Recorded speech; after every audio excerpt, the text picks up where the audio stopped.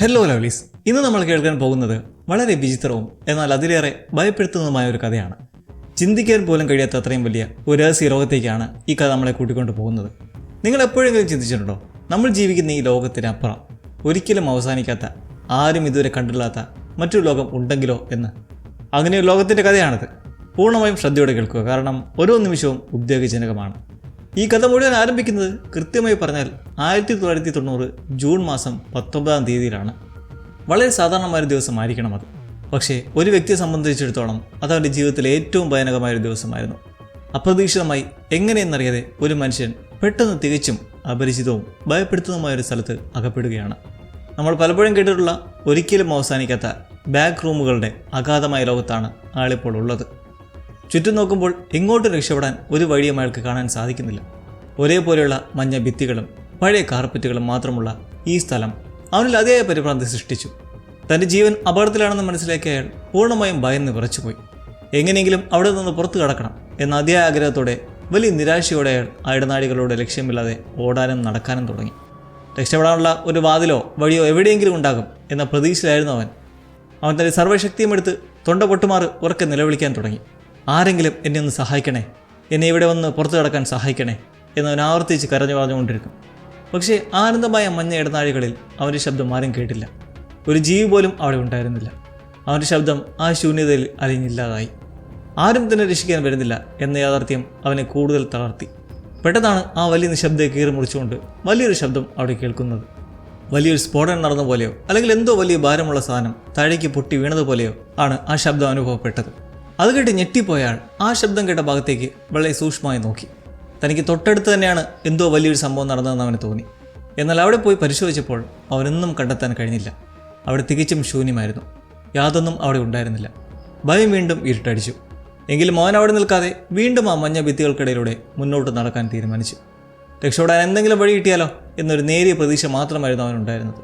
അങ്ങനെ അവൻ അവിചിത്രമായ വഴികളിലൂടെ നടന്നു പോകുമ്പോൾ ചില വിചിത്രമായ കാഴ്ചകൾ അവന് കാണാൻ കഴിഞ്ഞു. ആദ്യം കണ്ടത് ചുമരിലൊരു വിചിത്രമായ ബോർഡാണ്. എന്താണതിൽ എഴുതിയിരിക്കുന്നത് വ്യക്തമായിരുന്നില്ല. പിന്നീട് തറയിൽ പലയിടത്തായി ചിതറിക്കിടക്കുന്ന കുറേ കടലാസുകൾ അവൻ കണ്ടു. ആ കടലാസുകൾ അവിടെ എങ്ങനെ വന്നു എന്നവന് മനസ്സിലായില്ല. കുറച്ചുകൂടി മുന്നോട്ട് പോയപ്പോൾ ഒരു പഴയ കുഷ്യന് മുകളിൽ കുറച്ച് പക്ഷികളുടെ തൂവലുകൾ വെച്ചിരിക്കുന്നവൻ കണ്ടു. ഏറ്റവും ഭയപ്പെടുന്ന കാഴ്ച അതൊന്നുമായിരുന്നില്ല. മുകളിലേക്ക് നോക്കിയപ്പോൾ സീലിങ്ങിൽ വളരെ വലിയ ഭയപ്പെടുത്തുന്ന ഒരു ഇരുണ്ട അറ അവൻ കണ്ടു. അത് രക്തമാണോ അതോ മറ്റെന്തെങ്കിലും ആണോ എന്ന് തിരിച്ചറിയാൻ കഴിയാത്തത്രയും വിചിത്രമായിരുന്നു. കൃത്യം ആ സമയത്ത് തന്നെ അവൻ വീണ്ടും ഭയപ്പെടുത്തിക്കൊണ്ട് മറ്റൊരു വിചിത്രമായ ശബ്ദം അവിടെ മുഴങ്ങിക്കേട്ടു. അവൻ പെട്ടെന്ന് തിരിഞ്ഞു നോക്കി. അപ്പോൾ അവൻ രക്തം മരവിപ്പിക്കുന്ന ആ കാഴ്ച അവൻ കണ്ടു. ഒന്നുമില്ലാത്ത ശൂന്യതയിൽ നിന്ന് പെട്ടെന്ന് കറുത്ത നിറത്തിലുള്ള ഒരു വിചിത്ര രൂപം പ്രത്യക്ഷപ്പെട്ടു. മനുഷ്യനാണോ അതോ മറ്റെന്തെങ്കിലും ജീവിയാണോ എന്ന് മനസ്സിലാക്കാൻ കഴിയാത്ത ഒരു തരം നിഴൽരൂപമായിരുന്നു അത്. അത് കണ്ടതും അവൻ്റെ നിയന്ത്രണം നഷ്ടപ്പെട്ടു. അവൻ പൂർണ്ണമായും പരിഭ്രാന്തനായി. ജീവൻ കയ്യിൽ പിടിച്ചുകൊണ്ട് പിന്നിലേക്ക് ഒന്നുപോലും തിരിഞ്ഞു നോക്കാതെ അവൻ സർവ്വശക്തിയും എടുത്ത് മുന്നോട്ട് ഓടാൻ തുടങ്ങി. പല വഴികളിലൂടെയും ഇടനാഴികളിലൂടെയും അവൻ ലക്ഷ്യമില്ലാതെ ഓടി. അവസാനം അവൻ ചെന്നെത്തിയത് വളരെ വിചിത്രമായ ഒരു വിർച്വൽ റിയാലിറ്റി റൂമിലേക്കാണ്. അവിടെ എത്തി അവൻ രക്ഷപ്പെടാനായി മറ്റൊരു വാതിൽ തുറക്കാൻ ശ്രമിച്ചു. എന്നാൽ അത് പൂർണ്ണമായും അടച്ചിട്ടിരിക്കുകയായിരുന്നു. ഇത്ര ശ്രമിച്ചിട്ടും അത് തുറക്കാൻ കഴിഞ്ഞില്ല. അവൻ പുറകോട്ട് മാറി മറ്റൊരു വഴി നോക്കാൻ ശ്രമിച്ചപ്പോഴേക്കും ആ കറുത്ത രൂപം അവൻ്റെ തൊട്ടുപിന്നിൽ എത്തിക്കഴിഞ്ഞിരുന്നു. ആ രൂപം വളരെ ക്രൂരമായി അവനെ ആക്രമിച്ച് താഴേക്ക് തള്ളിയിട്ടു. അവൻ കയ്യിൽ പിടിച്ചിരുന്ന ക്യാമറയും വലിയ ശബ്ദത്തോടെ താഴേക്ക് വീഴുന്നതാണ് നമ്മൾ കാണുന്നത്. ഈ അതിഭയാനകമായ സംഭവത്തോടെയാണ് ബാക്ക് റൂംസിൻ്റെ ഈ ഇരുണ്ട കഥ ഔദ്യോഗികമായി ആരംഭിക്കുന്നത്. തൊട്ടടുത്ത നിമിഷം കഥ പെട്ടെന്ന് മറ്റൊരു കാലഘട്ടത്തിലേക്കും മറ്റൊരു വ്യക്തിയിലേക്കും മാറുകയാണ്. ഇപ്പോൾ നമ്മൾ കാണുന്നത് മേരി എന്നു പേരുള്ള ഒരു കൊച്ചു പെൺകുട്ടിയാണ്. വളരെ വർഷങ്ങൾക്ക് മുമ്പ് നടന്നൊരു സംഭവമാണ് അവിടെ കാണിക്കുന്നത്. വീട് പണിയുന്ന സമയത്ത് നനഞ്ഞ സിമൻറ്റിൽ മേരിയുടെയും അവളുടെ അമ്മയുടെയും കൈപ്പത്തിയുടെ അടയാളം പതിപ്പിച്ചിരിക്കുന്നത് നമ്മൾ കാണുന്നു. അതവളുടെ കുട്ടിക്കാലത്തെ ഏറ്റവും മനോഹരവും എന്നാൽ നഷ്ടപ്പെട്ടു പോയതുമായ ഒരു ഓർമ്മയുടെ അടയാളമായിരുന്നു. ഒരുപാട് വർഷങ്ങൾ കടന്നു പോയിരിക്കുന്നു. ഇപ്പോൾ മേരി ഒരു മുതിർന്ന സ്ത്രീയാണ്. മാത്രമല്ല അവളൊരു ഡോക്ടർ കൂടിയാണ്. വർഷങ്ങൾക്ക് ശേഷം തൻ്റെ പഴയ വീട് പൂർണ്ണമായും പൊളിച്ചു മാറ്റുന്നത് അവൾ വളരെ സങ്കടത്തോടെ നോക്കി നിൽക്കുന്നു. ആ വീട് പൊളിഞ്ഞ് വീഴുമ്പോൾ അവളുടെ കുട്ടിക്കാലത്തെ ഓർമ്മകൾ കൂടിയാണ് ഇല്ലാതാകുന്നത്. ആ നനഞ്ഞ സിമന്റിൽ പതിപ്പിച്ച കൈപ്പത്തിയുടെ അടയാളങ്ങൾ മാത്രമായിരുന്നു അവളുടെ പഴയകാല ജീവിതത്തിൻ്റെ അവസാനത്തെ തെളിവ്. അതും ഇപ്പോൾ പതിയില്ലാതെക്കൊണ്ടിരിക്കുകയാണ്. മേരിയുടെ ജീവിതത്തിൽ എന്തൊക്കെയോ വലിയ ദുരന്തങ്ങൾ സംഭവിച്ചിട്ടുണ്ടെന്ന് അവളുടെ നിൽപ്പ് കാണുമ്പോൾ തന്നെ നമുക്ക് മനസ്സിലാക്കാൻ സാധിക്കും. അടുത്ത സീനിൽ നമ്മൾ കാണുന്നത് ക്ലാർക്ക് എന്ന പേരുള്ള ഒരു വ്യക്തിയാണ്. അവൻ ഡോക്ടർ മേരി ക്ലെയിൻ്റെ ഓഫീസിൽ ഒരു തെറാപ്പി സെഷന് വേണ്ടി വന്നതാണ്. ക്ലാർക്കിൻ്റെ ജീവിതത്തിലും ഒരുപാട് പ്രശ്നങ്ങളുണ്ട്. സംസാരത്തിനിടയിൽ മേരി അവനോട് വളരെ വ്യക്തമായൊരു കാര്യം പറയുന്നുണ്ട്. ക്ലാർക്ക്, നിങ്ങൾ ജീവിതത്തിൽ തികച്ചും ഒറ്റപ്പെട്ടൊരു വ്യക്തിയാണ്. നിങ്ങളുടെ കൂടെ ആരുമില്ല. എന്നാൽ ക്ലാർക്ക് അത് അപ്പോൾ തന്നെ നിഷേധിക്കുകയാണ്. അവൻ ദേഷ്യത്തോട് മറുപടി പറയുന്നു, അങ്ങനെയല്ല, എനിക്ക് കീഴിൽ ജോലി ചെയ്യാൻ ഒരുപാട് ജീവനക്കാരുണ്ട്. എൻ്റെ ബിസിനസ്സിൽ ഒരുപാട് ക്ലയൻറ്റുകൾ എന്നെ കാണാൻ വരാറുണ്ട്. ഞാനൊരിക്കലും ഒറ്റയ്ക്കല്ല. എന്നാൽ മേരി അത് അംഗീകരിച്ചു കൊടുക്കുന്നില്ല. അവൾ വളരെ ഉറപ്പോടെ വീണ്ടും പറയുന്നു, നിങ്ങൾ എന്തൊക്കെ പറഞ്ഞാലും സത്യം അതാണ്. നിങ്ങളുടെ ഏകാന്തത പൂർണ്ണമാണ്. നിങ്ങൾ ഉള്ളിൽ വളരെ ഒറ്റപ്പെട്ടവനാണ്. കുറച്ചു നേരത്തെ സംസാരത്തിന് ശേഷം ക്ലാർക്കിന് തൻ്റെ യഥാർത്ഥ അവസ്ഥ മനസ്സിലാകുന്നു. അവൻ അവസാനം ചില സത്യങ്ങൾ മേരിയോട് തുറന്ന് സമ്മതിക്കുകയാണ്. അവൻ പറയുന്നു, അതെ, ഞാൻ ജീവിതത്തിൽ ഒരുപാട് വലിയ തെറ്റുകൾ ചെയ്തിട്ടുണ്ട്. എൻ്റെ പ്രവൃത്തികൾ കാരണം ഒരുപാട് ആളുകളെ ഞാൻ വേദനിപ്പിച്ചിട്ടുണ്ട്. ഒരുപക്ഷെ ഈ ഏകാന്തതയും ഒറ്റപ്പെടലും ഞാൻ അർഹിക്കുക തന്നെ ആയിരിക്കാം. ഇത് കേട്ട് മേരി അവനോട് പറയുന്നു, നിങ്ങൾക്ക് നിങ്ങളുടെ ജീവിതത്തിൽ പുതിയൊരു മാറ്റം കൊണ്ടുവരണമെന്ന് ആത്മാർത്ഥമായ ആഗ്രഹമുണ്ടെങ്കിൽ നിങ്ങൾ തീർച്ചയായും നിങ്ങളുടെ ഭൂതകാലത്തെ നേരിട്ടേ മതിയാക്കും. കഴിഞ്ഞുപോയ അവിടെ നടന്ന കാര്യങ്ങളെ അംഗീകരിക്കാൻ നിങ്ങൾ തയ്യാറാകണം. ഇതിനായി മേരി അവൻ്റെ വഴി നിർദ്ദേശിക്കുന്നു. മുമ്പ് അവർ ചെയ്തിട്ടുള്ള ഒരു റോൾ പ്ലേയിങ് എക്സസൈസ് വീണ്ടും ചെയ്യാൻ മേരി ആവശ്യപ്പെടുന്നു. അദ്ദേഹത്തെ കഴിഞ്ഞ കാലത്ത് നടന്നൊരു സംഭവം മനസ്സിൽ വിചാരിച്ച് വീണ്ടും അഭിനയിച്ച് കാണിക്കുക. മേരി അവനോട് പറയുന്നു, നിങ്ങളുടെ ഭാര്യ ബാർബറ നിങ്ങളുടെ വീട്ടിൽ നിന്ന് പുറത്താക്കി ആ രാത്രിയിലേക്ക് നിങ്ങളുടെ മനസ്സിനെ ഒന്നുകൂടി കൊണ്ടുപോവുക. അവിടെ എന്താണ് നടന്നതെന്ന് നമുക്കൊന്ന് പരിശോധിക്കാം. ക്ലാർക്ക് കണ്ണുകൾ അടച്ച് ആ പഴയ രാത്രിയിലേക്ക് പോവുകയാണ്. അന്ന് നടന്ന കാര്യങ്ങൾ അവൻ മേരിയോട് വിവരിക്കുന്നു. അന്ന് രാത്രി ക്ലാർക്ക് വളരെ വൈകിയാണ് വീട്ടിലേക്ക് എത്തിയത്. അവൻ്റെ ഭാര്യ ബാർബറ ആ സമയത്ത് നല്ല ഉറക്കത്തിലായിരുന്നു. ക്ലാർക്ക് പതുക്കെ അടുക്കളയിലൂടെ നടക്കുമ്പോൾ അബദ്ധത്തിൽ അവൻ്റെ കയ്യിൽ നിന്നൊരു ഗ്ലാസ് താഴെ വീണ് വലിയ ശബ്ദത്തോടെ പൊട്ടിപ്പോയി. ആ വലിയ ശബ്ദം കേട്ട് ഉറക്കത്തിൽ നിന്നും ഞെട്ടിയുണർന്ന ബാർബറ എന്താണ് സംഭവിച്ചതെന്നറിയാൻ താഴേക്ക് വരുന്നു. അവിടെ നിന്നും കാര്യങ്ങൾ പൂർണ്ണമായും കൈവിട്ട് പോകാൻ തുടങ്ങുകയാണ്. ക്ലാർക്ക് അന്ന് നന്നായി മദ്യപിച്ചിട്ടുണ്ടായിരുന്നു. ഭാര്യ ഉറക്കത്തിൽ നിന്നും എഴുന്നേൽപ്പിച്ചതിൽ അവനോട് തന്നെ വല്ലാത്ത ദേഷ്യവും നിരാശയും തോന്നി. അവനോട് ക്ഷമ ചോദിക്കാൻ ശ്രമിച്ചെങ്കിലും പെട്ടെന്ന് തന്നെ അതൊരു വലിയ വഴക്കായി മാറി. ക്ലാർക്ക് മേരിയോട് പറയുന്നു, എനിക്കറിയാം ബാർബറയ്ക്ക് കുട്ടികൾ വേണമെന്ന് വലിയ ആഗ്രഹമുണ്ടായിരുന്നുവെന്ന്. എന്നാൽ ആ സമയത്ത് അവൾ എന്നെ എതിർത്ത് സംസാരിക്കാൻ തുടങ്ങി. ആ വാക്ക് തർക്കം ഒരു വലിയ പൊട്ടിത്തെറിയിലേക്കാണ് എത്തിയത്. അവൾ അവനെ കുറ്റപ്പെടുത്തിക്കൊണ്ട് പറഞ്ഞു, നിങ്ങളൊരിക്കലും എൻ്റെ ആഗ്രഹങ്ങളെ സ്വപ്നങ്ങളെ മനസ്സിലാക്കിയിട്ടില്ല. ഇത് കേട്ട് ദേഷ്യം സഹിക്കാൻ കഴിയാതെ ക്ലാർക്ക് അവളോട് തിരിച്ചു ചോദിച്ചു, നിൻ്റെ യൂണിവേഴ്സിറ്റിയിലെ പഠന ചെലവുകൾ, നിൻ്റെ സ്വന്തം ആവശ്യങ്ങൾ, നിൻ്റെ യാത്രകൾ, നിൻ്റെ എല്ലാ ആഗ്രഹങ്ങളും നിറവേറ്റാൻ പണം ചിലവാക്കുന്നത് ഞാനല്ലേ? എൻ്റെ പണം കൊണ്ടല്ലേ നീ ഇതെല്ലാം ചെയ്യുന്നത്? തുടർന്ന് ക്ലാർക്ക് അവളെ വളരെ മോശമായി കുറ്റപ്പെടുത്തുന്നു. നമുക്കൊരു കുട്ടി ഉണ്ടായാൽ ആ കുട്ടിയുടെ മുഴുവൻ ഉത്തരവാദിത്വവും എൻ്റെ തലയിൽ വെച്ച് കെട്ടിയിട്ട് നീ നിൻ്റെ സ്വപ്നങ്ങൾക്ക് പിന്നാലെ പോകാൻ എന്നെ ഉപേക്ഷിച്ച് പോകും. എനിക്കത് നന്നായി അറിയാം. ഇതൊക്കെ പറഞ്ഞുകൊണ്ട് ക്ലാർക്ക് ആകെ പൊട്ടിത്തെറിക്കുകയാണ്. അവൻ വീണ്ടും ഉച്ചത്തിൽ പറയുന്നു, ഞാനൊരു ആർക്കിടെക്റ്റാണ്. ഞാനാണ് ഈ വീടും ജീവിതവും എല്ലാം ഒറ്റയ്ക്ക് നോക്കുന്നത്. ബാർബറ, നീ ഈ കുടുംബത്തിന് വേണ്ടി യാതൊന്നും തന്നെ ചെയ്തിട്ടില്ല. ഇത്തരം കാര്യങ്ങൾ മേരിയുടെ മുന്നിൽ വെച്ച് തുറന്നു പറഞ്ഞപ്പോൾ ക്ലാർക്കിൻ്റെ മനസ്സിലെ വലിയൊരു ഭാരം ഒഴിഞ്ഞു പോയതുപോലെ അവന് തോന്നി. ഉള്ളിലെ ദേഷ്യം മുഴുവൻ അവൻ പുറത്തു കാണിച്ചു. ഈ തെറാപ്പി സെഷന് ശേഷം കഥ വീണ്ടും ക്ലാർക്കിൻ്റെ ഇപ്പോഴത്തെ ജീവിതത്തിലേക്ക് വരികയാണ്.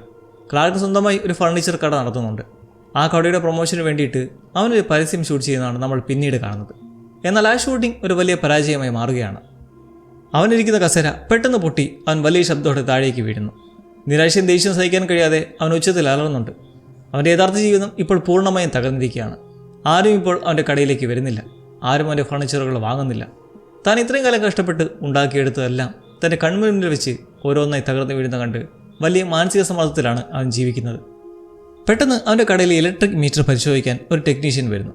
അവിടെയും ക്ലാർക്ക് അയാളുമായി വലിയൊരു വഴക്കുണ്ടാക്കുകയാണ്. കടയിലെ ചില ലൈറ്റുകൾ ഇടയ്ക്കിടെ മിന്നിക്കിടുന്നുണ്ടെന്നും അതുകൊണ്ട് തന്നെ തൻ്റെ കറണ്ട് ബില്ല് കുറച്ച് നൽകണമെന്നും ക്ലാർക്ക് ദേഷ്യത്തോടെ അയാളോട് ആവശ്യപ്പെടുന്നു.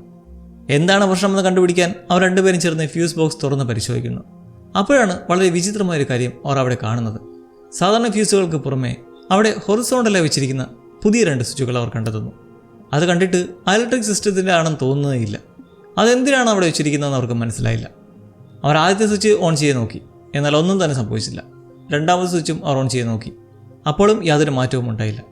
തികച്ചും ആശയക്കുഴപ്പത്തിലെ അവർക്ക് അതെന്തിനാണെന്നോ അതവിടെ എങ്ങനെ വന്നെന്നോ ഒന്നും മനസ്സിലാക്കാൻ കഴിഞ്ഞില്ല. അതേസമയം മറ്റൊരു സ്ഥലത്ത് ഡോക്ടർ മേരി തൻ്റെ അപ്പാർട്ട്മെൻറ്റിൽ ഇരിക്കുകയാണ്. ജീവിതത്തിൽ എങ്ങനെ മാറ്റങ്ങൾ കൊണ്ടുവരാം എന്നതിനെക്കുറിച്ചുള്ളൊരു മോട്ടിവേഷണൽ പരസ്യം അവൾ ടി വിയിൽ കാണുന്നു. അതിൽ ഏറ്റവും വലിയ വിരോധാഭാസം എന്താണെന്നാൽ ഒരു തെറാപ്പിസ്റ്റ് എന്ന നിലയിൽ മേരി തന്നെ അഭിനയിച്ച അവളുടെ സ്വന്തം പരസ്യമായിരുന്നു അത്. മറ്റുള്ളവർക്ക് ഉപദേശം നൽകുന്ന അവൾക്ക് സ്വന്തം ജീവിതത്തിൽ ഒരു സമാധാനവുമില്ലായിരുന്നു. അവൾ കുറച്ച് ഭക്ഷണം കഴിക്കാൻ ശ്രമിക്കുന്നുണ്ട്. എന്നാൽ ഒരു തുള്ളി പോലും ഇറക്കാൻ അവൾക്ക് കഴിയുന്നില്ല. ആ കൃത്യസമയത്ത് അവളുടെ കയ്യിലൊരു പാട് നമ്മൾ കാണുന്നു. അത് മറ്റൊന്നുമായിരുന്നില്ല, കഥയുടെ തുടക്കത്തിൽ നമ്മൾ കണ്ട കുട്ടിക്കാലത്ത് നനഞ്ഞ സിമെൻറ്റിൽ അവൾ പതിപ്പിച്ച അതേ കൈപ്പത്തിയുടെ അടയാളമായിരുന്നു അത്. ആ പഴയ ഓർമ്മകൾ അവൾ ഇപ്പോഴും വേട്ടയാടിക്കൊണ്ടിരിക്കുകയാണ് എന്നതിൽ നിന്ന് വ്യക്തമാണ്. ഇവിടെ ക്ലാർക്ക് തൻ്റെ കടയ്ക്കുള്ളിൽ ടി വി കണ്ടുകൊണ്ടിരിക്കുകയാണ്. പെട്ടെന്ന് ടി വിയുടെ സ്ക്രീൻ പൂർണ്ണമായും കറുപ്പ് നിറത്തിലാകുന്നു. കറണ്ട് പോയതാണെന്ന് കരുതി അവൻ നോക്കുമ്പോൾ ചുറ്റുമുള്ള ലൈറ്റുകൾ പ്രവർത്തിക്കുന്നുണ്ട്. ഭാര്യ വീട്ടിൽ നിന്ന് പുറത്താക്കിയതുകൊണ്ട് അവൻ ഇപ്പോൾ തൻ്റെ ഈ ഫർണിച്ചർ കടയ്ക്കുള്ളിൽ തന്നെയാണ് കിടന്നുറങ്ങുന്നതെന്ന് അപ്പോഴാണ് നമുക്ക് മനസ്സിലാവുന്നത്. കുറച്ച് കഴിഞ്ഞപ്പോൾ കടയിലെ ലൈറ്റുകൾ ഭയപ്പെടുത്തും വിധത്തിൽ വേഗത്തിൽ മിന്നിക്കിടാൻ തുടങ്ങി. ആകെ അസ്വസ്ഥനായ ക്ലാർക്ക് മനസ്സിനൊരു സമാധാനം കിട്ടാൻ വേണ്ടി കാറെടുത്ത് പുറത്തേക്കൊന്ന് ഡ്രൈവ് ചെയ്യാൻ തീരുമാനിച്ചു. നഗരത്തിലൂടെ ഡ്രൈവ് ചെയ്ത് പോകുമ്പോൾ അവൻ ഡോക്ടർ മേരി ക്ലെയിൻ്റെ ഒരു പോഡ്കാസ്റ്റ് കേൾക്കുന്നുണ്ടായിരുന്നു. അത് കേട്ട് അറിയാതെ അവൻ ഡ്രൈവ് ചെയ്തെത്തിയത് അവൻ്റെ പഴയ വീടിൻ്റെ മുന്നിലേക്കാണ്. അവിടെ നിന്ന് പുറത്തു നിന്നും ആ വീട് നോക്കി കാണുകയാണ് അവൻ. തനിക്ക് നഷ്ടപ്പെട്ടു പോയ ആ പഴയ ജീവിതത്തെ അവൻ ഇപ്പോഴും മുറുകെ പിടിക്കാൻ ശ്രമിക്കുകയാണ്. പിറ്റേന്ന് രാവിലെ കടയ്ക്കുള്ളിലിരുന്ന് കുറച്ച് ചിത്രങ്ങൾ വരച്ച് തൻ്റെ ശ്രദ്ധ തിരിക്കാൻ ക്ലാർക്ക് ശ്രമിക്കുകയാണ്. മറുവശത്ത് മേരി താനും അമ്മയും നിൽക്കുന്ന ഒരു പഴയ ഫോട്ടോ നോക്കി തൻ്റെ കുട്ടിക്കാലത്തെ ഓർമ്മകളിലേക്ക് തിരിച്ചു പോകുന്നു. അങ്ങനെ കുറച്ച് കഴിഞ്ഞ് ക്ലാർക്ക് വീണ്ടും ടി വി ഓൺ ചെയ്തു. എന്നാൽ ഇത്തവണ വളരെ വിചിത്രമായ കാര്യങ്ങളാണ് ടി വിയിൽ കണ്ടത്. ഏതാനും സെക്കൻഡുകൾക്ക് ശേഷം ടി വി പൂർണ്ണമായും ഓഫായി. അതോടൊപ്പം കടയിലെ ഒരു മൂലയിലുള്ള ഒരു ലൈറ്റ് മാത്രം പെട്ടെന്ന് പ്രകാശിച്ചു. ഇത് കണ്ട ക്ലാർക്കിന് വല്ലാത്ത ദേഷ്യം വന്നു. അവൻ വേഗം ഫ്യൂസ് ബോക്സിൻ്റെ അടുത്തേക്ക് ഓടിച്ചെന്ന് അതിലെ എല്ലാ സ്വിച്ചുകളും ഓരോന്നായി ഓഫ് ചെയ്യാൻ തുടങ്ങി. അതോടെ ആ കെട്ടിടം പൂർണ്ണമായും ഇരുട്ടിലായി. കൃത്യം ആ സമയത്താണ് തികച്ചും അവിശ്വസനീയമായ ഒരു കാര്യം അവൻ കാണുന്നത്. കടയുടെ ഒരു ചുമരിൽ നേർത്ത പ്രകാശമുള്ള ഒരു വര അവൻ കണ്ടു. ഇടയ്ക്കിടെ മിന്നുന്ന തിളങ്ങുന്ന ഒരു ചെറിയ വിടവായിരുന്നു അത്. എന്താണെന്നറിയാനുള്ള വലിയ ആകാംക്ഷയോടെ അവൻ പതുക്കെ ആ ചുമരിൻ്റെ അടുത്തേക്ക് ചെന്നു. അവൻ തൻ്റെ കൈ നീട്ടി ആ തിളങ്ങുന്ന വിടവിൽ തൊട്ടു. അവൻ്റെ കൈ ആ പ്രതലത്തിൽ സ്പർശിച്ച അതേ നിമിഷം തന്നെ വളരെ ശക്തമായൊരു ബലം അവനെ ചുമരിനുള്ളിലൂടെ അപ്പുറത്തേക്ക് വലിച്ചെടുത്തു. ക്ലാർക്ക് ചെന്ന് വീണത് കഥയുടെ തുടക്കത്തിൽ നമ്മൾ കണ്ട അതേ ബാക്ക് റൂംസിലേക്കാണ്. ആകെ തലകറന്ന പോലെ അവന് തോന്നി. ചുറ്റും നോക്കിയപ്പോൾ അവൻ ശരിക്കും ഞെട്ടിപ്പോയി. ആ വലിയ സ്ഥലം മുഴുവൻ ഫർണിച്ചറുകൾ കൊണ്ട് നിറഞ്ഞിരിക്കുകയായിരുന്നു. അവിടെ എന്താണ് സംഭവിക്കുന്നതെന്ന് അവനൊരു പിടിയുമില്ലായിരുന്നു. എങ്കിലും അവൻ എങ്ങനെയൊക്കെയോ ആ ചുമരിലൂടെ തിരികെ തൻ്റെ യഥാർത്ഥ ലോകത്തേക്ക് കടന്നു. അപ്പോൾ അവന് മനസ്സിലായി അത് മറ്റു ലോകത്തേക്കുള്ള വാതിലാണെന്ന്. ഭയമുണ്ടായിരുന്നെങ്കിലും ആ വിചിത്രമായ സ്ഥലത്ത് എന്തൊക്കെയാണ് ഒളിച്ചിരിക്കുന്നതെന്ന് കണ്ടുപിടിക്കാനുള്ള ആകാംക്ഷ അവനിൽ കൂടുതലായിരുന്നു. അതുകൊണ്ട് അവൻ വീണ്ടും ആ ചുമലിലൂടെ അപ്പുറത്തേക്ക് കടക്കാൻ തന്നെ തീരുമാനിച്ചു. വീണ്ടും ബാക്ക് റൂംസിലെത്തിയ അവൻ ഒരേപോലുള്ള ഒരിക്കലും അവസാനിക്കാത്ത ആ ഇടനാഴികളിലൂടെ മുന്നോട്ട് നടക്കാൻ തുടങ്ങി. കുറേ ദൂരം ചെന്നപ്പോൾ പൂർണ്ണമായും ശൂന്യമായ കുറച്ച് മുറികൾ അവൻ കണ്ടെത്തി. ഒടുവിൽ അവനൊരു ബോർഡിന് മുമ്പിലെത്തി. അതിൽ വളരെ വ്യക്തമായി സ്റ്റോപ്പ് എന്ന് എഴുതിയിട്ടുണ്ടായിരുന്നു. അത് മിറർ ഇമേജ് എന്ന പോലെ. എന്നാൽ ആ ബോർഡിന് തൊട്ടടുത്തായി ഒരു വാതിൽ പകുതി തുറന്ന നിലയിൽ അവൻ കണ്ടു. അത് മറ്റൊരു മുറിയിലേക്കുള്ള വഴിയായിരുന്നു. ആ മുറിയിലേക്ക് കിടന്ന് അവൻ കണ്ടത് തറയിൽ ചത്തുകിടക്കുന്ന രക്തം പുരണ്ട ഒരു പക്ഷിയാണ്. അതവനിൽ ചെറിയൊരു ഭയം ഉണ്ടാക്കിയെങ്കിലും അവൻ വീണ്ടും മുന്നോട്ട് നടന്നു. കുറച്ചുകൂടി മുന്നോട്ട് പോയപ്പോൾ വലിയ ഹാളുകൾ അവൻ കണ്ടു. അവിടെയെല്ലാം പല രീതിയിൽ ചേർക്കിടക്കുന്ന നിരവധി കസേരകളായിരുന്നു ഉണ്ടായിരുന്നത്. പെട്ടെന്നാണ് ആ ശൂന്യതയിൽ അവനൊരു ശബ്ദം കേൾക്കുന്നത്. ഒരു സ്ത്രീയുടെ ശബ്ദം. അത് ഫ്രഞ്ച് ഭാഷയിലായിരുന്നു സംസാരിച്ചിരുന്നത്. കുറച്ച് കഴിഞ്ഞപ്പോൾ ഒരു പുരുഷൻ്റെ ശബ്ദവും അവനോടൊപ്പം ചേർന്ന് കേട്ടു. ആ ശബ്ദം കേട്ട ഭാഗത്തേക്ക് അവൻ പതുക്കെ നടന്നു. ദൂരെയായി തീർത്തും അനങ്ങാതെ നിൽക്കുന്ന ഒരു മനുഷ്യരൂപം അവൻ കണ്ടു. അവൻ പതുക്കെ ആ രൂപത്തിനടുത്തേക്ക് ചെന്നു. എന്നാൽ ജീവനുള്ള ഒരു മനുഷ്യനായിരുന്നില്ല. പകരം ഒരു റേഡിയോയുമായി ബന്ധിപ്പിച്ചിട്ടുള്ള ഒരു കാർഡ്ബോർഡ് കട്ടൗട്ട് മാത്രമായിരുന്നു. പെട്ടെന്ന് ആ റേഡിയോയിൽ നിന്നും പല ഭാഷകളിലുള്ള നിരവധി ശബ്ദങ്ങൾ ഒരേ സമയം കേൾക്കാൻ തുടങ്ങി, ഹിന്ദി ഉൾപ്പെടെ. ഈ വിചിത്രമായ സംഭവം കണ്ട അവൻ ആ കട്ടൗട്ടിൽ ബന്ധിപ്പിച്ചിട്ടുള്ള വയർ എങ്ങോട്ടേക്കാണ് പോകുന്നത് നോക്കി അതിന് പിന്നിലെ നടക്കാൻ തുടങ്ങി. അവർ ചെന്ന് അവസാനിക്കുന്നത് മറ്റൊരു വാതിലിലേക്കായിരുന്നു. അവൻ സർവ്വശക്തിയും എടുത്ത് ആ വാതിൽ തുറക്കാൻ ശ്രമിച്ചു. പക്ഷെ അത് പൂർണ്ണമായും അടച്ചു പൂട്ടിയിരിക്കുകയായിരുന്നു. ചുറ്റുപാടും കൂടുതൽ സൂക്ഷ്മമായി പരിശോധിച്ചപ്പോൾ ആർക്കും പെട്ടെന്ന് കാണാൻ കഴിയാത്ത ഒരു ചെറിയ രഹസ്യവാതിൽ അവൻ കണ്ടുപിടിച്ചു. അത് രഹസ്യ അറ പോലെയായിരുന്നു. അവൻ ആ വാതിൽ തുറന്നു. അവിടെ വളരെ ഇടുങ്ങിയൊരു തുരങ്കത്തിൻ്റെ പ്രവേശന കവാടത്തിന് അടുത്തായി ഉപേക്ഷിക്കപ്പെട്ട നിലയിൽ ഒരു ബാക്ക് പാക്ക് ഇരിക്കുന്ന അവൻ കണ്ടു. അവനെ തുറന്നു നോക്കി. അതിനുള്ളിൽ തികച്ചും അപരിചിതമായ ആരെന്ന് പോലും അറിയാത്ത നിരവധി ആളുകളുടെ ID കാർഡുകൾ ഉണ്ടായിരുന്നു. ഇത് കണ്ടതോടെ ക്ലാർക്കിനുള്ളിൽ ഭയമിരട്ടിച്ചു. ഈ ആളുകൾക്കെല്ലാം എന്ത് സംഭവിച്ചു എന്ന ചോദ്യം അവനെ അലട്ടി. എങ്കിലും ആ ഇടുങ്ങിയ തുരങ്കത്തിലൂടെ മുന്നോട്ട് പോകാൻ തന്നെ അവൻ തീരുമാനിച്ചു. വളരെ കഷ്ടപ്പെട്ട് ആ തുരങ്കത്തിലൂടെ ഇഴഞ്ഞു നീങ്ങി വിചിത്രമായ മറ്റൊരു മുറിയിലേക്ക് എത്തിച്ചേർന്നു. അവിടെ കണ്ട കാഴ്ച വളരെ അത്ഭുതപ്പെടുത്തുന്നതായിരുന്നു. ആ മുറിയുടെ തറയിൽ നിരവധി ചെരുപ്പുകളും ഷൂസുകളും പാതി താഴേക്ക് കുഴിഞ്ഞ നിലയിൽ ഇരിപ്പുണ്ടായിരുന്നു. അത് കണ്ടാൽ ഒരു ചതുപ്പിലോ അല്ലെങ്കിൽ ചെളിയിലോ താഴ്ന്നു പോകുന്ന പോലെ ഉണ്ടായിരുന്നു. എന്നാൽ ക്ലാർക്ക് ആ തറയിൽ കാലുകുത്തിയപ്പോൾ അത് വളരെ ഉറപ്പുള്ള ഒരു പ്രതലമാണെന്ന് അവൻ മനസ്സിലായി. ആ മുറിയുടെ നടുവിലായി ഒറ്റപ്പെട്ടൊരു കസേര വെച്ചിട്ടുണ്ടായിരുന്നു. കൂടാതെ തറയിൽ വലിയൊരു കുഴിയും ഉണ്ടായിരുന്നു. അവൻ പതുക്കെ ആ കുഴിയിലേക്ക് എത്തി നോക്കി. താഴെ വളരെ വലിയ താഴ്ചയിൽ ആയിരക്കണക്കിന് കസേരകൾ ഒന്നിനു മുകളിലൊന്നായി കൂട്ടിയിട്ടിരിക്കുന്ന അവൻ കണ്ടു. കൂടുതൽ വ്യക്തമായി കാണാൻ വേണ്ടി അവൻ ആ കുഴിയുടെ അടുത്തേക്ക് ഒന്നുകൂടി നീങ്ങി നിന്നു. അപ്പോൾ അവനെ ഞെട്ടിച്ചുകൊണ്ട് മറ്റു വിചിത്രമായ ശബ്ദം അവിടെ കേട്ടു. ആ ശബ്ദം കേട്ട ഭാഗത്തേക്ക്, അതായത് അവൻ വന്ന തുരങ്കത്തിൻ്റെ ഭാഗത്തേക്ക് അവൻ തിരിഞ്ഞു നോക്കി. അതിൻ്റെ അങ്ങേയറ്റത്ത് പെട്ടെന്ന് ഒരാളുടെ രൂപം താഴേക്ക് വീഴുന്നവൻ കണ്ടു. ഇത് കണ്ട് ആകെ ഭയന്നുപോയ ക്ലാർക്ക് അവിടെ നിന്നും രക്ഷപ്പെടാൻ മറ്റൊരു വഴി അന്വേഷിച്ചു. ഭാഗ്യത്തിന് ഒരു ചെറിയ വശത്തെ വാതിൽ അവൻ കണ്ടു. അവൻ വേഗം അതിലൂടെ കടന്ന് പുറത്തേക്കെത്തി. എന്നാൽ അവൻ എത്തിച്ചേർന്നത് നേരത്തെ കണ്ട ആ സ്റ്റോപ്പ് ബോർഡിൻ്റെ മുന്നിൽ തന്നെയായിരുന്നു. താൻ ഏത് വഴിയിലൂടെയാണ് പോകുന്നതെന്നറിയാതെ ആകെ കൺഫ്യൂസ്ഡായി വന്ന വഴിയെ തിരിച്ചു കടന്ന് ഫർണിച്ചറുകളിലിരിക്കുന്ന ആ സ്ഥലത്തേക്ക് എത്തി. ആദ്യ തവണ ചെയ്തതുപോലെ ആ തിളങ്ങുന്ന ചുമരിലൂടെ പുറത്തിറക്കാൻ അവൻ ശ്രമിച്ചു. എന്നാൽ ഇത്തവണ അവനതിന് കഴിഞ്ഞില്ല. അവൻ പലതവണ ശ്രമിച്ച് പരാജയപ്പെട്ടു. ഒടുവിൽ ഒരുപാട് നേരത്തെ പരിശ്രമത്തിന് ശേഷം വളരെ കഷ്ടപ്പെട്ട് അവൻ തിരികെ യഥാർത്ഥ ലോകത്തേക്ക് എത്തിച്ചേർന്നു. എന്നാൽ അവൻ്റെ ആകാംക്ഷ അവിടെ തീർന്നിരുന്നില്ല. ഇത് യഥാർത്ഥത്തിൽ ഉള്ളതാണോ എന്നുറപ്പിക്കാൻ അവൻ വീണ്ടും ഒരു തവണ കൂടി ആ ചുമരിൻ്റെ അപ്പുറത്തേക്ക് കടന്നു. അവിടുന്ന് ഒരു ചെറിയ സ്റ്റൂളെടുത്ത് വളരെ കഷ്ടപ്പെട്ടവൻ അത് യഥാർത്ഥ ലോകത്തേക്ക് കൊണ്ടുവന്നു. അതോടെ താൻ കണ്ടതെല്ലാം 100% സത്യമാണെന്ന് അവൻ ഉറപ്പായി. ഇത്രയും നേരം അനുഭവിച്ച പേടിയും ഉത്കണ്ഠയും മാറി ആദ്യമായി ക്ലാർക്കിന് ഒരു സമാധാനം തോന്നി. എന്നാൽ അവൻ അറിയാത്തൊരു വലിയ രഹസ്യം അവിടെ ഉണ്ടായിരുന്നു. ബാക്ക് റൂംസിൽ അവൻ ചെയ്തുകൊണ്ടിരുന്ന ഓരോ കാര്യങ്ങളും ഓരോ ചലനങ്ങളും രഹസ്യ ക്യാമറകളിലൂടെ ഒരാൾ നിരീക്ഷിച്ചുകൊണ്ടിരിക്കുകയായിരുന്നു. അത് ഫിൽ എന്നൊരാളായിരുന്നു. വളരെ നിശബ്ദനായി അയാൾ ബാക്ക് റൂംസിനുള്ളിൽ നടക്കുന്നതെല്ലാം തൻ്റെ മോണിറ്ററുകളിലൂടെ കണ്ടുകൊണ്ടിരിക്കുകയായിരുന്നു. കുറച്ച് ദിവസങ്ങൾക്ക് ശേഷം ക്ലാർക്ക് വീണ്ടും ഡോക്ടർ മേരി ക്ലൈനെ കാണാൻ പോയി. അവനെ കണ്ടപാടെ മേരിക്ക് മനസ്സിലായി അവൻ വല്ലാതെ ക്ഷീണിച്ചിട്ടുണ്ടെന്നും എന്തോ വലിയ പ്രശ്നത്തിലാണെന്നും. ക്ലാർക്ക് അവളോട് താൻ കണ്ടെത്തിയ പുതിയ രഹസ്യ ലോകത്തെക്കുറിച്ച് വിശദമായി പറഞ്ഞു. തൻ്റെ ഫർണിച്ചർ കടയിലെ ചുമരിന് പിന്നിലായി ഒരു വലിയ അജ്ഞാത ലോകമുണ്ടെന്നും അത് തൻ്റെ കടയുടെ തന്നെ അനന്തമായൊരു പതിപ്പാണെന്നും അവനോട് പറഞ്ഞു. ഒരിക്കലും അവസാനിക്കാത്ത ഇടനാഴികൾ, ഫർണിച്ചറുകൾ, അവിടെ കണ്ട വിചിത്രമായ രൂപങ്ങൾ എന്നിങ്ങനെ താൻ കണ്ടതും അനുഭവിച്ചതുമായ ഓരോ കാര്യങ്ങളും അവൻ മേരിക്ക് വിശദീകരിച്ചു കൊടുത്തു. എന്നാൽ മേരിക്ക് ഇതൊന്നും വിശ്വസിക്കാൻ കഴിഞ്ഞില്ല. അവൾ വളരെ സംശയത്തോടെയാണ് അവൻ്റെ വാക്കുകൾ കേട്ടിരുന്നത്. അവളെ സംബന്ധിച്ചിടത്തോളം ഈ കഥ തികച്ചും അസംബന്ധവും അവൻ സ്വയം കെട്ടിച്ചമച്ചതുമായിട്ടുമാണ് തോന്നിയത്. എന്നാൽ ക്ലാർക്ക് പിന്മാറാൻ തയ്യാറായില്ല. അവൻ അവിടെ കണ്ട വഴികൾ വരച്ചുണ്ടാക്കിയ ഒരു മാപ്പ് മേരിയെ കാണിച്ചു. ഒരിക്കലും അവസാനമില്ലാതെ നീളുന്ന ഒരു വലിയ ഭൂപടം പോലെ ഉണ്ടായിരുന്നു അത്. എന്നിട്ടും മേരി അത് വിശ്വസിക്കാൻ തയ്യാറായില്ല. ഇതോടെ ക്ലാർക്കിന് വല്ലാത്ത അപമാനവും ദേഷ്യവും തോന്നി. അവൻ കസേരയിൽ നിന്ന് എഴുന്നേറ്റുകൊണ്ട് അവളോട് പറഞ്ഞു, ഞാൻ നിങ്ങൾക്ക് കൃത്യമായ തെളിവുകളുമായി മടങ്ങി വരും. അന്ന് സത്യം മനസ്സിലാകുമ്പോൾ ഈ തെറ്റിദ്ധാരണയ്ക്ക് നിങ്ങൾ എന്നോട് മാപ്പ് പറയേണ്ടി വരും എന്ന് മുന്നറിയിപ്പ് നൽകിയിട്ട് അവൻ അവിടെ നിന്ന് ഉറങ്ങിപ്പോയി. താൻ പറയുന്നത് സത്യമാണെന്ന് തെളിയിക്കാൻ ക്ലാർക്ക് ഒരു പദ്ധതി തയ്യാറാക്കി. അവൻ തൻ്റെ പരസ്യങ്ങൾ ഷൂട്ട് ചെയ്യാൻ ക്യാമറ കൈകാര്യം ചെയ്യുന്ന കാറ്റ്, അവളുടെ കാമുകനായ ബോബി എന്നിവരെ സഹായത്തിനായി വിളിച്ചു. പിറ്റേ ദിവസം അവർ 3 പേരും പൂർണ്ണസജ്ജരായി കടയിലൊത്തുകൂടി. ക്ലാർക്ക് തൻ്റെ പദ്ധതി അവർക്ക് വിശദീകരിച്ചു കൊടുത്തു. നമ്മൾ 3 പേരും സുരക്ഷയ്ക്കായി ഒരു വലിയ കയർ ഉപയോഗിച്ച് പരസ്പരം ബന്ധിപ്പിക്കും. ആവശ്യത്തിനുള്ള സാധനങ്ങൾ നമ്മൾ കരുതും. കൂടാതെ വഴിതെറ്റായിരിക്കാൻ ബാക്ക് റൂംസിൻ്റെ പ്രവേശന കവാടത്തിലും ഉള്ളിലുമായി ഞാൻ ചില അടയാളങ്ങൾ വെച്ചിട്ടുണ്ട്. ഇതായിരുന്നു എൻ്റെ പ്ലാൻ.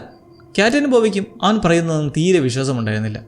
എന്നാൽ ഞാൻ പറഞ്ഞതനുസരിച്ച് അവർ ആ ചുമരിലെ വിടവിലൂടെ അപ്പുറത്തേക്ക് കടന്നു. അകത്തേക്ക് എത്തിയ നിമിഷം അവർ കണ്ട കാഴ്ച അവരെ പൂർണ്ണമായി ഞെട്ടിച്ചു കളഞ്ഞു. ബോബിയാണ് ക്യാമറയുമായി ആദ്യം അകത്തേക്ക് കയറിയത്. തൊട്ടു പിന്നാലെ കാറ്റും. അവർക്കത് വിശ്വസിക്കാൻ കഴിഞ്ഞില്ല. മുന്നോട്ട് നടക്കുമ്പോൾ അവിടെ കൂട്ടിയിട്ടിരിക്കുന്ന ആയിരക്കണക്കിന് ഫർണിച്ചറുകൾ കണ്ടവർ അത്ഭുതപ്പെട്ടു. ഇതൊക്കെ ആരുടേതാണ് എന്നവർ ക്ലാർക്കിനോട് ചോദിച്ചു. എനിക്കറിയില്ല, പക്ഷെ താമസിയാതെ നമ്മൾ അതിനുള്ള ഉത്തരം കണ്ടെത്തും എന്ന് ക്ലാർക്ക് മറുപടി നൽകി. ബോബി തൻ്റെ ക്യാമറയിൽ അവിടെ കാണുന്ന ഓരോ ചെറിയ കാര്യങ്ങളും റെക്കോർഡ് ചെയ്തുകൊണ്ടിരുന്നു. കുറച്ച് ദൂരം ചെന്നപ്പോൾ ക്ലാർക്ക് പറഞ്ഞു, മുന്നിലായി വെള്ളമില്ലാത്ത വലിയൊരു സ്വിമ്മിംഗ് പൂൾ പോലെയുള്ള ഒരു സ്ഥലം ഞാൻ മുന്നേ കണ്ടിരുന്നു. അവർ നടന്നു പോകുന്നതിനിടയിൽ ലംബമായി താഴേക്ക് പോകുന്ന വെർട്ടിക്കലായി പോകുന്ന ഒരു തുരങ്കം അവർ കണ്ടു. ക്യാമറമാൻ ബോബി ആ തുരങ്കത്തിലേക്ക് ഇറങ്ങാൻ അവർ തീരുമാനിച്ചു. സുരക്ഷയ്ക്കായി അവരവനെ കയറുപയോഗിച്ച് വളരെ ഇറുകി കെട്ടി. തുടർന്ന് അവൻ പതുക്കെ താഴേക്ക് ഇറങ്ങാൻ തുടങ്ങി. ഏറ്റവും താഴേക്ക് എത്തിയപ്പോൾ അവൻ കണ്ടത് തറയിൽ ചിതറിക്കിടക്കുന്ന ഒരുപാട് പഴയ അടുക്ക് പിടിച്ച വസ്ത്രങ്ങളാണ്. കുറച്ചുകൂടി മുന്നോട്ട് പോയപ്പോൾ മറ്റൊരു മുറിയിൽ ഉപേക്ഷിക്കപ്പെട്ട നിലയിലുള്ള ഒരുപാട് സാധനങ്ങളും വസ്ത്രങ്ങളും അവൻ കണ്ടു. കൂടാതെ ക്ലാർക്ക് മുമ്പ് കണ്ട ആ കാർഡ്ബോർഡ് കട്ടൗട്ട് പൂർണ്ണമായും തകർക്കപ്പെട്ട നിലയിൽ അവിടെ കിടക്കുന്നുണ്ടായിരുന്നു. തൊട്ടടുത്തുള്ള മുറിയിൽ ഒരു ലൈറ്റ് ഇടയ്ക്കിടെ മിന്നിക്കിടുന്നുണ്ടായിരുന്നു. ബോബി പതുക്കെ ആ ലൈറ്റിനടുത്തേക്ക് പോകാൻ ശ്രമിച്ചു. എന്നാൽ അവൻ കെട്ടിയിരുന്ന കയർ അതിൻ്റെ പരമാവധി നീളത്തിലെത്തിയിരുന്നു. ഇനി അവന് മുന്നോട്ട് പോകാൻ കഴിയില്ല. അവൻ തിരികെ പോകാൻ വേണ്ടി പുറകോട്ട് തിരിഞ്ഞ നിമിഷം വളരെ ഭയപ്പെടുത്തുന്നൊരു കാര്യം അവൻ കണ്ടു. കറുത്ത നിറത്തിലുള്ള ഒരു വലിയ നിഴൽരൂപം അവനെ പിന്തുടരാൻ വരുന്നു. ജീവൻ പോകുന്ന ഭയത്തോടെ അവൻ പെട്ടെന്ന് മുകളിലേക്ക് വിളിച്ചു പറഞ്ഞു, എന്നെ വേഗം മുകളിലേക്ക് വലിക്കൂ, എന്നെ വേഗം വലിക്കൂ. ഇത് കേട്ട ക്ലാർക്കും കാറ്റും അവരുടെ സർവ്വശക്തിയും എടുത്ത് അവനെ മുകളിലേക്ക് വലിക്കാൻ തുടങ്ങി. എന്നാൽ അവർക്ക് ആ കയർ പെട്ടെന്ന് വലിച്ചെടുക്കാൻ കഴിഞ്ഞില്ല. ഒരു വിധത്തിൽ അവനെ പിടിച്ചു കയറ്റി കയർ കെട്ടിടിക്കാൻ ശ്രമിക്കുന്നതിനിടെ പെട്ടെന്ന് താഴെ നിന്നും വളരെ ക്രൂരമായി ഒരു വലിയ ശക്തി ബോബിയെ പിടിച്ച് താഴേക്ക് വലിച്ചു. ക്ലാർക്കും കാറ്റും അവനെ രക്ഷിക്കാൻ വേണ്ടി ആ കയറിൽ വളരെ ഇറുക്കി പിടിച്ച് നിന്നെങ്കിലും അവരുടെ ശ്രമങ്ങളെല്ലാം വിഫലമായി. ആജ്ഞാത ശക്തി അവരെ 2 പേരെയും ആ തുരങ്കത്തിലേക്ക് വലിച്ചിട്ടു. അങ്ങനെ ഇപ്പോൾ 3 പേരും വലിയ ശബ്ദത്തോടെ ആ തുരങ്കത്തിൻ്റെ അടിയിലേക്ക് വീണു. ആകെയുണ്ടായ വലിയ ബഹളത്തിനും ആശയക്കുഴപ്പത്തിനും ഇടയിൽ ആ ഇരുട്ടിലൂടെ വളരെ ഭയപ്പെടുത്തുന്നൊരു വിചിത്ര ജീവി ബോബിയുടെ ശരീരം വലിച്ച് അന്ധകാരത്തിലേക്ക് മറയുന്നത് അവർ കണ്ടു. അവിടെ ബാക്കിയായത് ബോബിയുടെ ശരീരത്തിൽ നിന്നും ഒഴുകിയ രക്തത്തിൻ്റെ പാടുകൾ മാത്രമായിരുന്നു. തൻ്റെ കാബുവിനെ രക്ഷിക്കാൻ വേണ്ടി കാറ്റ് കരഞ്ഞുകൊണ്ട് ആ ഇരുട്ടിലേക്ക് ഓടി. അവളെ തടയാൻ ക്ലാർക്ക് ശ്രമിച്ചെങ്കിലും അവന് കഴിഞ്ഞില്ല. അവനും അവൾക്ക് പിന്നാലെ ഓടി. എന്നാൽ ആ വലിയ ലാബിറന്തിലെ അനേകം ഇടനാഴികൾക്കിടയിൽ പെട്ടെന്ന് ക്ലാർക്കിന് പൂർണ്ണമായും വഴി തെറ്റിപ്പോയി. അവൻ ഭ്രാന്തനെ പോലെ ഒരു മുറിയിൽ നിന്നും മറ്റു മുറിയിലേക്ക് ഓടാൻ തുടങ്ങി. ഒടുവിൽ തികച്ചും അപ്രതീക്ഷിതമായ ഒരു വലിയ ഹാളിൽ എത്തിച്ചേർന്നു. അവിടെ ഒരു ക്രിസ്മസ് ട്രീയും ഒരു വിളക്കിൻ്റെ വെളിച്ചത്തിൽ നിൽക്കുന്ന ഒറ്റപ്പെട്ടൊരു പ്രതിമയും ഉണ്ടായിരുന്നു. പെട്ടെന്ന് ഒന്നുമില്ലായ്മയിൽ നിന്നും ഒരു സ്ത്രീയുടെ രൂപമുള്ള ഒരു വിചിത്ര ജീവി അവനെ പിടിക്കാൻ വേണ്ടി പാഞ്ഞെടുത്തു. ഉള്ളുരുകുന്ന ഭയത്തോടെ ക്ലാർക്ക് അവിടെ നിന്നും തിരിഞ്ഞു നോക്കാതെ ഓടി. അവൻ ഓടിയെത്തിയത് താൻ മുമ്പ് കണ്ട ആ വെള്ളമില്ലാത്ത സ്വിമ്മിംഗ് പൂളിൻ്റെ അടുത്താണ്. അവിടെ നിന്നപ്പോൾ ക്യാറ്റ് തന്നെ സഹായിക്കാൻ വേണ്ടി ഉറക്കെ കരഞ്ഞു വിളിക്കുന്ന ശബ്ദം അവൻ കേട്ടു. തൻ്റെ കയ്യിലുണ്ടായിരുന്ന ക്യാമറ താഴെയിട്ട് അവളെ അന്വേഷിച്ച് ഓടി. പക്ഷെ എത്ര നോക്കിയിട്ടും അവൻ അവളെ കണ്ടെത്താൻ കഴിഞ്ഞില്ല. അവൻ അവളെ അന്വേഷിച്ച് നടക്കുന്ന ആ സമയത്ത് മറ്റുള്ളവരുടെ കൈകൾ വന്ന് താഴെ കിടക്കുന്ന ക്യാമറ എടുക്കുന്നു. അതോടെ വീഡിയോ ഫുട്ടേജ് അവിടെ പൂർണ്ണമായും കട്ടാകുന്നു. ആ കൃത്യനിമിഷം ഈ കഥ നമ്മളെ വീണ്ടും ഭൂതകാലത്തിലേക്ക് കൊണ്ടുപോവുകയാണ്. നമ്മൾ വീണ്ടും കൊച്ചു മേരിയെ കാണുന്നു. അവൾ പതുക്കെ അവളുടെ മുറിയിലെ ജനലിൻ്റെ വന്നിട്ട് അതിൽ മറച്ചു വെച്ചിരിക്കുന്ന പഴയ പത്രക്കടലാസുകൾ മാറ്റി പുറത്തേക്ക് നോക്കാൻ ശ്രമിക്കുകയാണ്. പെട്ടെന്ന് അവളുടെ അമ്മ അവിടേക്ക് വന്നിട്ട് അവളെ വളരെ ക്രൂരമായ വഴക്ക് പറയുന്നു. നീ ഒരിക്കലും ഈ വീടിന് പുറത്തേക്ക് പോകാൻ പാടില്ല. പുറത്തുള്ള ലോകം വളരെ അപകടം പിടിച്ചതാണ്. അവിടെ മുഴുവൻ വളരെ മോശം ആളുകളാണ് എന്ന് പറഞ്ഞ് അവളെ ഭയപ്പെടുത്തുന്നു. മേരി അവളുടെ കുട്ടിക്കാലം മുഴുവൻ ആ വീടിനുള്ളിൽ ഒരു തടവുകാരിയെ പോലെയാണ് ജീവിച്ചത്. പെട്ടെന്ന് അവളുടെ വീടിൻ്റെ കോളിംഗ് ബെൽ അടിക്കുന്ന ശബ്ദം കേൾക്കുന്നു. അതിന് തൊട്ടു പിന്നാലെ ആ വീടിനെ മുഴുവൻ ഉറപ്പിച്ചുകൊണ്ട് വളരെ വലിയൊരു സ്ഫോടനം അവിടെ നടക്കുന്നു. വീണ്ടും കഥ ഇപ്പോഴത്തെ കാലത്തേക്ക് തിരിച്ചു വരികയാണ്. മുതിർന്ന മേരി തൻ്റെ കുട്ടിക്കാലത്തെ ആ ഭയപ്പെടുത്തുന്ന സംഭവങ്ങൾ ഓർത്ത് യാതൊരു അണക്കവുമില്ലാതെ നിൽക്കുകയാണ്. തന്നെ കൈപ്പത്തി പതിച്ച ആ നനഞ്ഞ സിമൻ്റെ അടയാളത്തിലേക്ക് അവൾ നോക്കി നിൽക്കുന്നു. കൃത്യം ആ സമയത്ത് അവളുടെ ഫോൺ ശബ്ദിക്കുന്നു. അത് ക്ലാർക്കായിരുന്നു. വളരെ വ്യത്യാസമുള്ള ഭയപ്പെടുത്തുന്ന ശബ്ദത്തിൽ അവൻ അയാളോട് പറഞ്ഞു, ഞാൻ ഒടുവിൽ എനിക്കൊരു വഴി കണ്ടെത്തിയിരിക്കുന്നു. ഇനി തിരികെ വരാൻ എനിക്ക് യാതൊരു ഉദ്ദേശവുമില്ല. ഞാൻ ആ ബാക്ക് റൂമിലേക്ക് വീണ്ടും കയറിയിട്ടുണ്ട്. ഈ വാക്കുകൾ കേട്ട് മേരി ശരിക്കും ഞെട്ടിപ്പോയി. അവൾ ഒട്ടും സമയം കളയാതെ നേരെ ക്ലാർക്കിൻ്റെ ഫർണിച്ചർ കട ലക്ഷ്യമാക്കി തിരിച്ചു. അവൾ അവിടെ എത്തിയപ്പോൾ ആ കട വളരെ കാലമായി അടച്ചിട്ടിരിക്കുകയാണെന്നും അതിന് മുകളിൽ സർക്കാരിൻ്റെ നോട്ടീസുകൾ പതിപ്പിച്ചിട്ടുണ്ടെന്നും അവൾക്ക് മനസ്സിലായി. എന്നാൽ അതിൻ്റെ പ്രധാന വാതിൽ പകുതി തുറന്നു കിടക്കുകയായിരുന്നു. മിന്നിക്കിടുന്ന ലൈറ്റുകളുടെ വെളിച്ചത്തിലൂടെ അവൾ വളരെ ശ്രദ്ധയോടെ അകത്തേക്ക് കയറി. തൻ്റെ മനസ്സ് പറയുന്ന വഴിയിലൂടെ അവൾ നേരെ കടയുടെ താഴത്തെ നിലയിലേക്ക് ബേസ്മെൻറ്റിലേക്ക് പോയി. അവിടെ ക്ലാർക്ക് വരച്ച് വെച്ചിരുന്ന മാപ്പുകളും കുറിപ്പുകളും അവൾ കണ്ടു. അതിനടുത്തായി ചുമരിൽ ആ തിളങ്ങുന്ന വിടവും അവൾ കണ്ടു. ക്ലാർക്ക് തന്നോട് പറഞ്ഞ ഓരോ കാര്യങ്ങളും അവളുടെ മനസ്സിലൂടെ കടന്നുപോയി. ഇതൊന്നും വിശ്വസിക്കാൻ അവൾക്ക് കഴിഞ്ഞില്ലെങ്കിലും അവൾ പതുക്കെ ആ ചുമരിൻ്റെ അടുത്തേക്ക് ചെന്ന് അതിലൂടെ അപ്പുറത്തേക്ക് കടന്നു. അപ്പുറത്തേക്ക് എത്തിയപ്പോൾ മുമ്പ് അവിടെ ഉണ്ടായിരുന്ന ഫർണിച്ചറുകൾ ഒന്നും തന്നെ ഉണ്ടായിരുന്നില്ല. ആ വലിയ ശൂന്യതയിലൂടെ ക്ലാർക്കിൻ്റെ പേര് ഉറക്കെ വിളിച്ചുകൊണ്ട് അവൾ നടന്നു. ഓഫീസുകളിൽ ഉപയോഗിക്കുന്ന ഫർണിച്ചറുകൾ നിറഞ്ഞ ഒരു മുറിയിലൂടെ കടന്ന് അവൾ ആ കസേരകൾ ചിതറി കിടക്കുന്ന വലിയ ഹോളിലേക്ക് എത്തി. ആ സമയത്ത് അവിടെ വീണ്ടും ആ വിചിത്രമായ ശബ്ദങ്ങൾ കേൾക്കാൻ തുടങ്ങി. അവിടെ ചുമരിൽ വളരെ വിചിത്രമായ ഒരു വാചകം എഴുതി വച്ചിരിക്കുന്ന അവൾ കണ്ടു. എന്തിനാണ് മാന്ത്രികതയെക്കുറിച്ച് ചിന്തിക്കുന്നത്? അത് യാഥാർത്ഥ്യമാക്കൂ. അവളുടെ തന്നെ ഒരു പരിസ്ഥിതിയിൽ നിന്നും പ്രചോദനം ഉൾക്കൊണ്ട് വരച്ച ഒരു ചിത്രവും അനുഭവം ഉണ്ടായിരുന്നു. തികച്ചും ആശയക്കുഴപ്പത്തിലായി അവൾ നിൽക്കുമ്പോൾ പെട്ടെന്ന് അവളുടെ തൊട്ടുപിന്നിൽ നിന്നും ക്ലാർക്കിൻ്റെ ശബ്ദം കേട്ടു. നിങ്ങൾ ഒരുപാട് ശബ്ദം ഉണ്ടാക്കുന്നുണ്ട് എന്നവൻ പറഞ്ഞു. ഞെട്ടിപ്പോയ മേരി തിരിഞ്ഞു നോക്കിയപ്പോൾ യാതൊരു ഭാവവ്യത്യാസവുമില്ലാതെ വളരെ ശാന്തനായി ക്ലാർക്ക് നിൽക്കുന്ന അവൾ കണ്ടു. നമ്മളിപ്പോൾ എവിടെയാണ് എന്നവൾ ഭയത്തോടെ അവനോട് ചോദിച്ചു. വളരെ ശാന്തനായി അവൻ മറുപടി പറഞ്ഞു, ഈ ലോകത്തുണ്ടാകാൻ സാധ്യതയുള്ള എല്ലാ സ്ഥലങ്ങളും ഉൾക്കൊള്ളുന്ന ഇടമാണിത്. പെട്ടെന്ന് അപ്രതീക്ഷിതമായി ഒരു വലിയ ശബ്ദം കേട്ട് മേരി ഞെട്ടി. അപ്പോൾ ക്ലാർക്ക് അവളോട് സമാനമായിരിക്കാൻ പറഞ്ഞു. ഭയപ്പെടാൻ ഇവിടെ ഒന്നുമില്ല, ഇത് ഞാൻ മാത്രമാണ്. നിങ്ങൾക്കെന്നെ നന്നായി അറിയാമല്ലോ എന്നവൻ പറഞ്ഞു. എന്നിട്ട് അവൻ പതുക്കെ അവളുടെ പുറകിലേക്ക് മാറി. യാതൊരു മുന്നറിയിപ്പുമില്ലാതെ അവളെ കഴുത്തിനിരിച്ച് ബോധം കെടുത്തി താഴെയിട്ടു. ഇവിടെ വെച്ച് മേരിയുടെ കുട്ടിക്കാലത്തെ മറ്റൊരു ദുരന്തം നമ്മൾ കാണുകയാണ്. ആ പഴയ സ്ഫോടനത്തിന് ശേഷം മേരിയുടെ അമ്മയെ ശാശ്വതമായി ഒരു മാനസികാരോഗ്യ ആശുപത്രിയിൽ പ്രവേശിപ്പിച്ചു. അതോടെ ഈ ലോകത്ത് മേരി പൂർണ്ണമായും ഒറ്റപ്പെട്ടുപോയി. ആ ചെറിയ പ്രായത്തിൽ തന്നെ അനാഥയാക്കപ്പെട്ടത് അവളുടെ ജീവിതത്തിൽ വലിയൊരു മുറിവാണ് ഉണ്ടാക്കിയത്.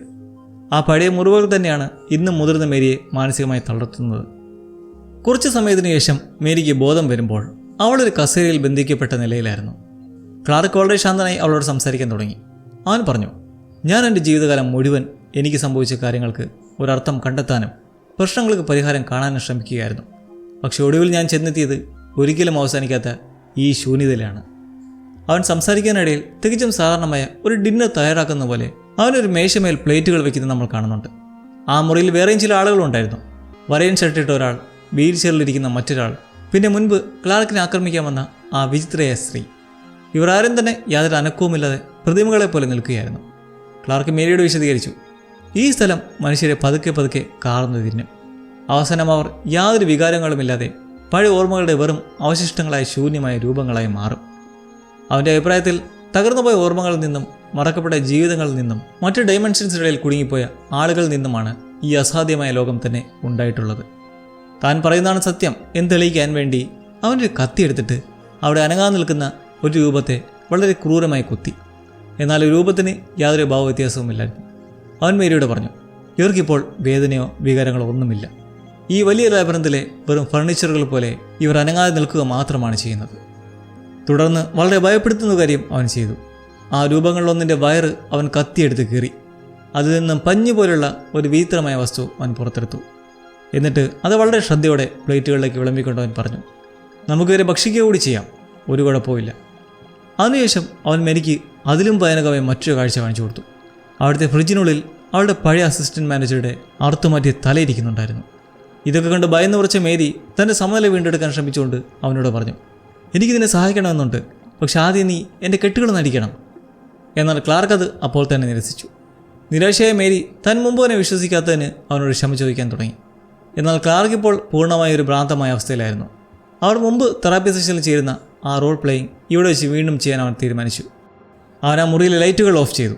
എന്നിട്ട് ആ വിചിത്രമായ സ്ത്രീയുടെ തലമുടി ഒരു കൂസലുമില്ലാതെ മൃഗീയമായി മുറിച്ചെടുത്തിട്ട് മേരിയുടെ മേൽ വെച്ചു. തൻ്റെ ഭാര്യ ബാർബറയെ അഭിനയിക്കാൻ അവൻ മേരിയെ നിർബന്ധിച്ചു.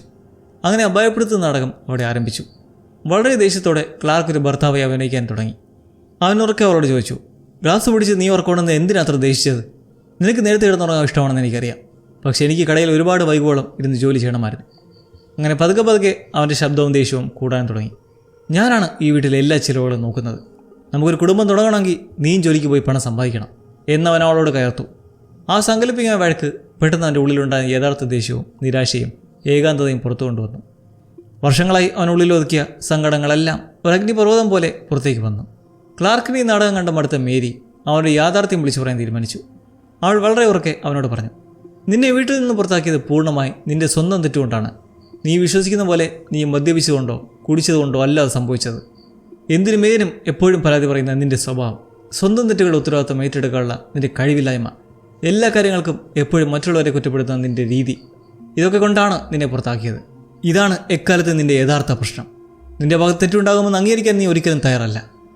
മേരിയുടെ ഈ വാക്കുകൾ ക്ലാർക്കിൻ്റെ ഹൃദയത്തിൽ വലിയൊരു ആഘാതം സൃഷ്ടിച്ചു. അവൾ പറഞ്ഞ സത്യമാണെന്ന് ഒരു നിമിഷം അവന് മനസ്സിലായി. അവൻ അവളോട് തുറന്ന് സമ്മതിച്ചു, അതെ, എനിക്കറിയാം ഞാൻ ഈ സ്വഭാവം മാറ്റേണ്ടതുണ്ട് എന്ന്. ഒരുപാട് കാലമായി ഞാൻ മാറാൻ ശ്രമിക്കുന്നു, പക്ഷെ അതെങ്ങനെ ചെയ്യണമെന്ന് എനിക്കറിയില്ല. മേരി വളരെ ശാന്തമായി അവനോട് പറഞ്ഞു, നിങ്ങളെ സഹായിക്കാൻ ഞാനും ഒരുപാട് ശ്രമിച്ചു, പക്ഷേ എനിക്കെന്നെ കഴിഞ്ഞില്ല. ഒരുപക്ഷെ നിങ്ങൾക്ക് ഇനിയും അതിനെക്കുറിച്ച് ചിന്തിക്കാൻ കഴിഞ്ഞേക്കും, പക്ഷെ അതിനു മുമ്പ് നിങ്ങൾ എന്നെ ഇവിടെ നിന്നും പോകാൻ അനുവദിക്കണം. ഇത് കേട്ട ക്ലാർക്ക് കുറച്ചുനേരം പൂർണ്ണമായി നിശബ്ദനായി നിന്നു. ഏകദേശം 10 സെക്കൻഡുകൾക്ക് ശേഷം അവൻ പതുക്കെ അവളുടെ അടുത്തേക്ക് വന്ന് അവളെ കെട്ടിയിട്ടിരിക്കുന്ന കയറുകൾ അടിക്കാൻ തുടങ്ങി. മേരി പറഞ്ഞ വാക്കുകൾ അവന് പൂർണ്ണമായി ഉൾക്കൊണ്ടതുപോലെ തോന്നി. എന്നാൽ കൃത്യമായ നിമിഷത്തിൽ അതുവരെ അനങ്ങാതെ നിന്നിരുന്ന ആ വിചിത്രമായ സ്ത്രീ പെട്ടെന്ന് പരിഭ്രാന്തിയോടെ അങ്ങോട്ടും ഇങ്ങോട്ടും ഓടാനും പുറത്തേക്ക് പോകാൻ ഒരു വഴി അന്വേഷിക്കാനും തുടങ്ങി. ആ സമയത്താണ് നമ്മൾ മുമ്പ് ചുമരിലെ വരച്ച ചിത്രത്തിൽ കണ്ട ആ ഭീകരജീവി അവിടേക്ക് പെട്ടെന്ന് പ്രത്യക്ഷപ്പെടുന്നത്. ഇതൊക്കെ നടക്കുമ്പോഴും ക്ലാർക്ക് യാതൊരു ഭാവവ്യത്യാസമില്ലാതെ നിന്നു. ഇതൊന്നും വലിയ കാര്യമല്ലെന്ന മട്ടിൽ അവൻ മേരിയെ ആ ജീവിക്ക് പരിചയപ്പെടുത്തി കൊടുത്തു. ഇതെൻ്റെ തെറാപ്പിസ്റ്റാണ്, അവരിപ്പോൾ ഇവിടുന്ന് പോകും എന്നവൻ ആ ജീവിയോട് പറഞ്ഞു.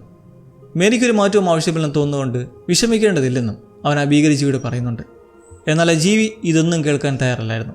വളരെ ക്രൂരമായ നീക്കത്തിലൂടെ ആ ജീവി ക്ലാർക്കിനെ വായുവിൽ ഉയർത്തി വളരെ മൃഗീയമായി അവനെ കടിച്ചു കീറി.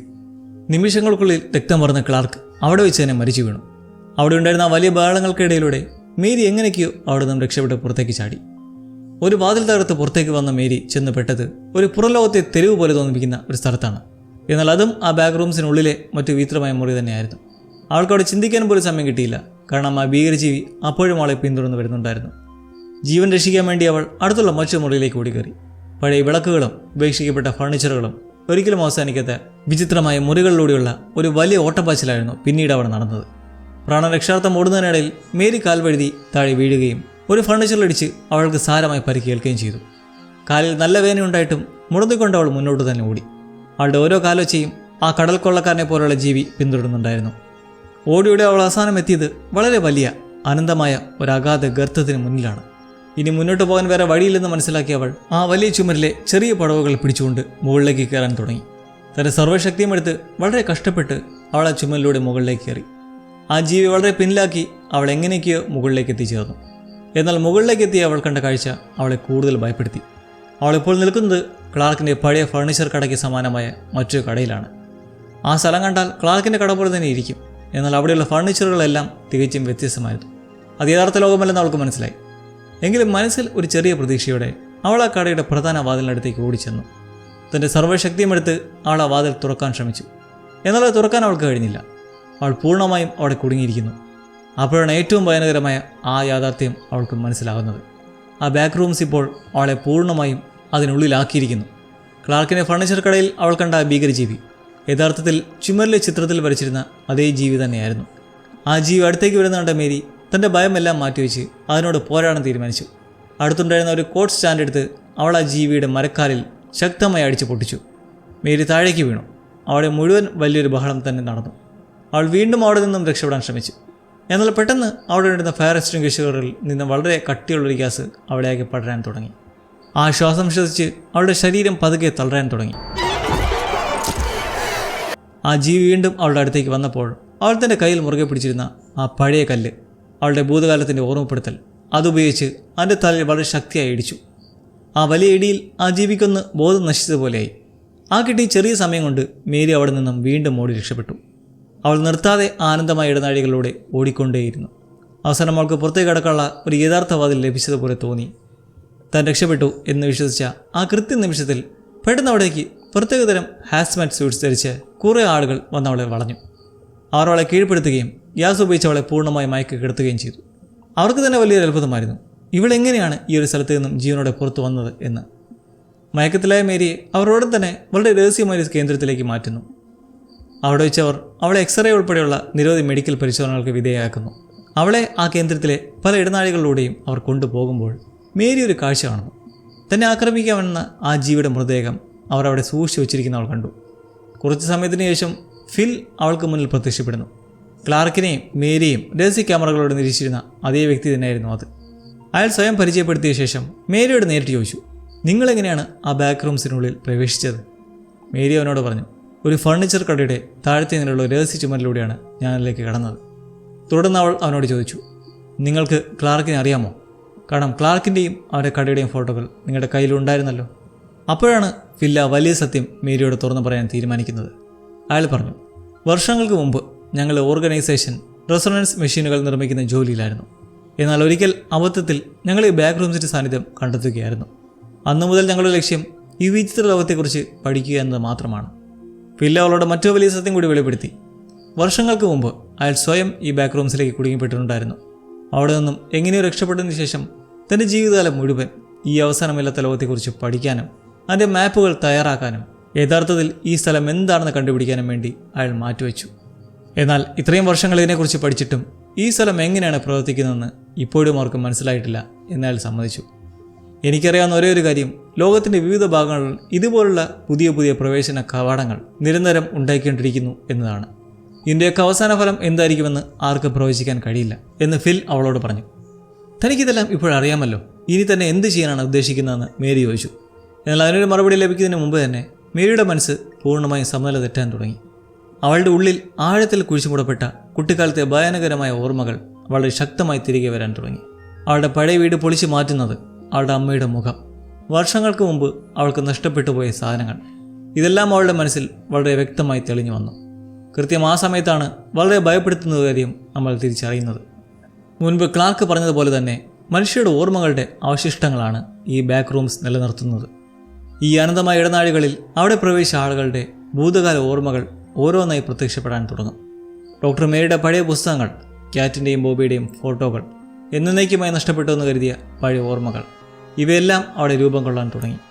കഥയുടെ അവസാന നിമിഷത്തിൽ നമ്മൾ ആ ബാക്ക് റൂംസിൻ്റെ ഏറ്റവും ഉള്ളിലായി ഒരു കാഴ്ച കാണുന്നു.